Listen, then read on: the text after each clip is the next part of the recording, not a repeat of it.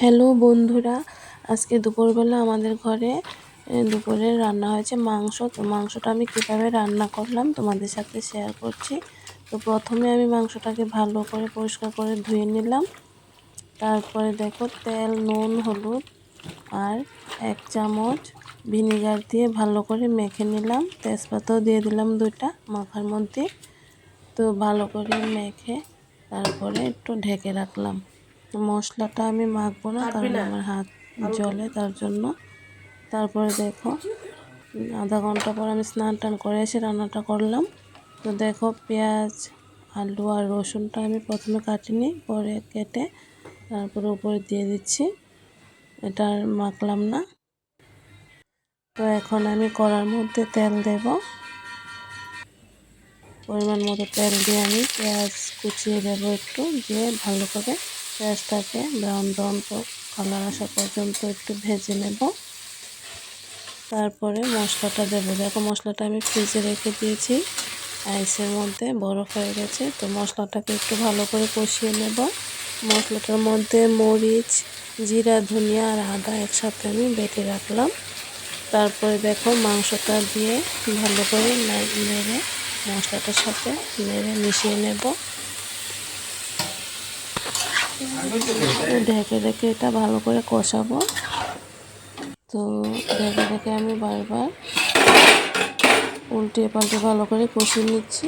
জল বের হচ্ছে অনেক। আলুটাকে আর আলাদা ভাজলাম না, একসাথে দিয়ে দিলাম অল্প মাংস, তার জন্য। দেখো আর একটু মশলা দিলাম, আমার মশলাটা একটু কম হয়েছে মনে হয়েছে, তো আর একটু মশলা দিলাম। এটার মধ্যে কাঁচামরিচ আর একটু জিরা, ধনিয়া একসাথে বেটে নিয়েছি। তো ভালো করে কষানোর পর যখন মাংসটা থেকে তেল বের হয়ে আসবে,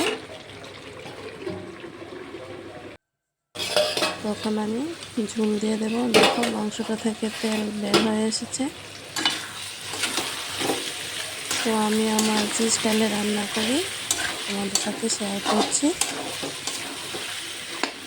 তো তেল বের হয়ে এসছে, এখন আমি ঝোল দিয়ে দেব পরিমাণ মতো।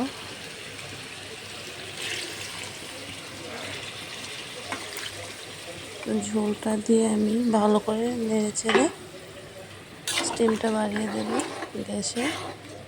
বলক আসা পর্যন্ত ভালো করে, বলক আসলে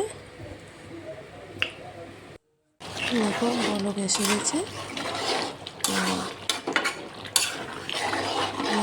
নামানোর আগটাতে আমি এলাচ আর দারচিনি গুঁড়ো করে রাখি, আগে গুঁড়ো করে রেখেছি। তো একটু গুঁড়ো দিয়ে ভালো করে আবার নামিয়ে নেব। আমার মাংস রেডি। দেখো এখন একটা বোলের মধ্যে নামিয়ে নিলাম। তো আমার রান্নাটা তোমাদের কেমন লেগেছে জানাবে। আমি শর্টকাট ভেবেই ঘরে মাংস রান্না করি। আজকের জন্য এতটুকুই, আবার দেখা হবে।